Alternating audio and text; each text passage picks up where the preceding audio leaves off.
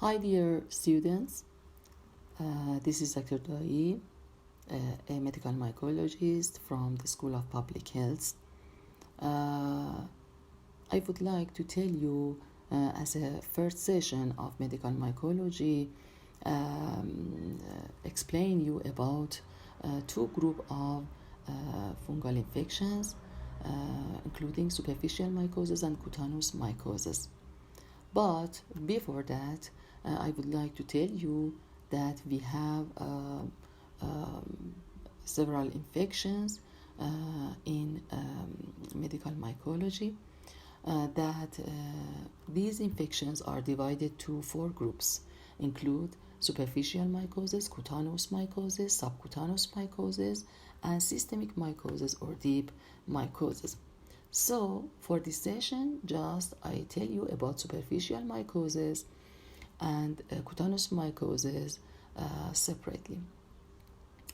For a definition for superficial mycosis, we can say that all of the causative agents in this group usually tend to invade just epidermis but no dermis. But in cutaneous mycosis, in addition to epidermis, usually dermis is invaded by etiologic agents. In among the superficial mycosis, we have several diseases. The first, pityriasis versicolor or tinea versicolor. Second form of fungal infections among this group is pityrosporosis or seborrheic dermatitis. I will tell you about these different fungal infections for this session. In addition to fungal infections, we have the other fungal infections among the superficial mycoses, that they include tinea nigra, piedra, otomycosis, and we have two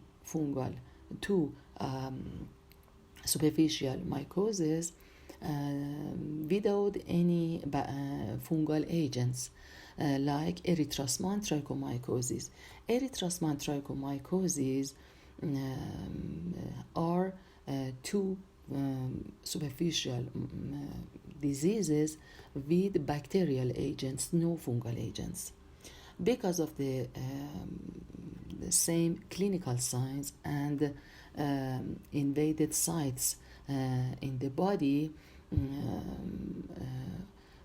we can classify these two infections among the superficial mycoses. So, the first pityriasis versicolor or tinea versicolor. As a definition, we can say that it is a chronic, recurrent, macular, superficial fungal infection that a clinical presentation usually are seen as patches or macules in the interior of the body. And usually these patches or these macules are seen as hypopigmentation or hyperpigmentation macules. Among the patients with black skin, usually you can see hypopigmentation, and among the patients with light skin, these macules are seen as hyperpigmentation macules. Causative agent is Malassezia. Malassezia species are a group of yeast-like fungi. We have two most causative agents among these Malassezia species. The first, Malassezia globosa, that is the most common causative agent according to the new reports today, and formerly we have Malassezia furfur as the most common causative agent. So today the most causative agent for tinea versicolor is Malassezia globosa. Pityrosporum orbiculare is an old name for causative agent of tinea versicolor, because these yeast usually are as a spherical form or orbicular form, and these causative agents usually are seen on the skin of more than 90% of people without any clinical presentation. But on the predisposing factors, these causative agents can be pathogen. Clinical manifestation. You can see macular sharply marginated, very slightly raised for clinical presentation. Sites of infection usually are sebium-rich areas like neck, flexor, aspects of arm, abdomen, axilla, and groin. Popular form usually is seen as seborrheic areas of trunk, like all of the fungal, superficial fungal infection. Distribution is worldwide, and it is common in hot and humid climates like tropical and subtropical regions. This fungal infection is not communicable, and for treatment, for the removement of these macules, we can use from Whitefield cream as a cryolytic cream, in addition to some special shampoos, anti-dandruff shampoos like selenium sulfide, Head and Shoulder, coal tar, and zinc pyrithium, and some anti-fungal agents and antifungal drug as a cream, like clotrimazole cream or miconazole cream or ointment. There are some risk factors for this disease, including excessive sweating or hyperhidrosis, inheritance and genetics, emotional stress, and warm and humid climate, poor hygiene, long-term using from antibiotics and corticosteroids, and other immunocompromised states. As you see in this picture, you can see some small macules as hypopigmentation in a patient with black skin. But in slide number 10, you can see some dark macules in a patient with light skin. Also, in slide number 11 and 12 and 13,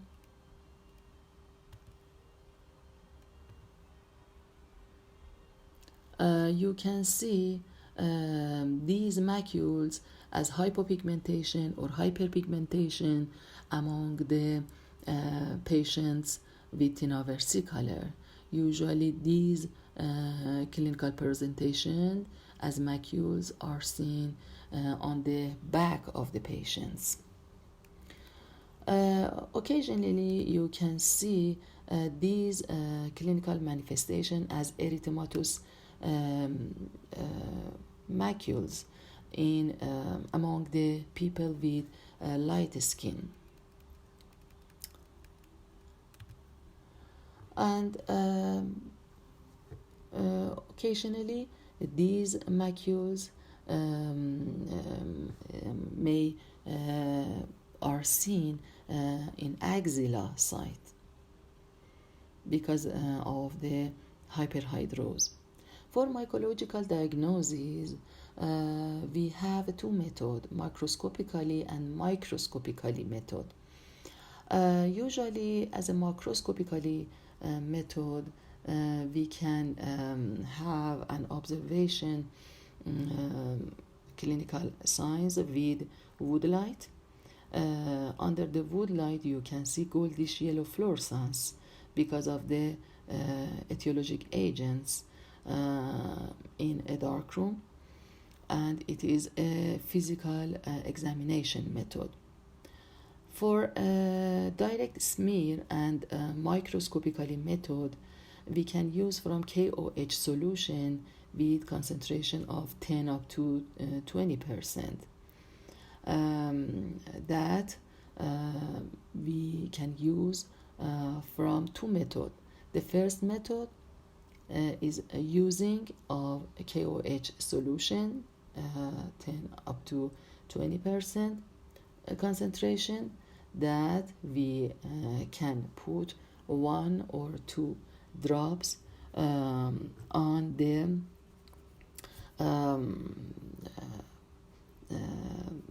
scales that are scraped by a scalpel, steel scalpel, or we can use a very simple method that is the best method for scraping, and it is using Scotch tape. So Scotch tape is the best method for scraping of scales on the body. In the microscopically method, results is include spaghetti and meatball view. It means that you can see some blastoconidia. Blastoconidia means several yeasts with buds, and you can see spaghetti form. That it means you can see some pseudohyphae under the microscope. So usually dermatologists named the microscopically view of tinea versicolor as spaghetti and meatball, because under the microscope you can see some pseudohyphae that is similar to spaghetti, and some blastoconidia means budding cells and or yeast with buddings that are similar to meatball. So the microscopically view of tinea versicolor is named spaghetti and meatball for dermatologists. A culture is not necessary for identification of this disease, and just clinical examination and observation of clinical signs, and using from wood light, and also with microscopically method can help us for diagnosis of tinea versicolor.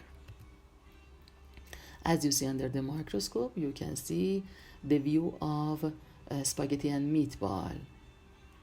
In slide 19, you can see some blastoconidia that usually are located and attached together as a form of the grapes, and you can see several and some pseudohypha that usually are seen as spaghetti.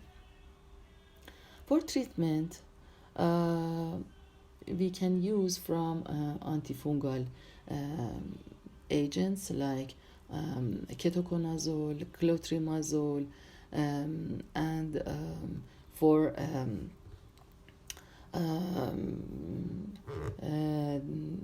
using on the skin, you can use sulfur 3% and salicylic acid 2%. And also along with these drugs, we should use from anti-dandruff shampoos. So we have another form of disease that usually are caused by Malassezia species that is named dandruff or oily scalp scale. Dandruff or pityrosporosis usually is named for involvement of the skin of the head or scalp and that caused oily scalp scale. But pityrosporosis or seborrheic dermatitis, but these etiologic agents like Malassezia species can be involve the trunk, and so we have two forms of pityrosporosis or seborrheic dermatitis. The first is involvement of the scalp in the head that we named is dandruff, and involvement of the trunk or body that is involvement of the skin of the body. Two forms are pityrosporosis are named pityrosporosis or seborrheic dermatitis, but dandruff just is related to the head, oily scalp scale. For a definition, seborrheic dermatitis or pityrosporosis is a chronic superficial infection with scales in the trunk that we named it seborrheic dermatitis. Or if it can involve the scalp, we can name dandruff. Causative agents are the same, Malassezia globosa and Malassezia furfur. Clinical manifestation. Usually scales appears on the scalp and face or trunk. For treatment, we can use from anti-dandruff shampoos like selenium sulfite, pyrithione zinc, coal tar, head and shoulder, and ketoconazole shampoos. As you see in slide number 24, 25, dandruff form. And as you see in these slides, you can see some scales that attach together in the different sides of the head. For mycological diagnosis, we can use just clinical signs and direct examination or a microscopically method. Skin scraping from seborrheic lesions should be done, squeezing in a drop of water, and staining with methylene blue should show us large numbers of oval budding cells as a bottle form. In the head, usually you cannot see any pseudohypha, and just you can see bottle form yeast because the yeast usually are oval form in the head, and in the body you can see these yeast as a circular form, and it is related to the different quantity of oil in the skin and the head. For diagnosis, culture is not necessary, and just direct examination and clinical signs are enough. For treatment, selenium sulfide, ketoconazole, pyrithione zinc, coal tar can be used. Thank you so much for notification. Bye.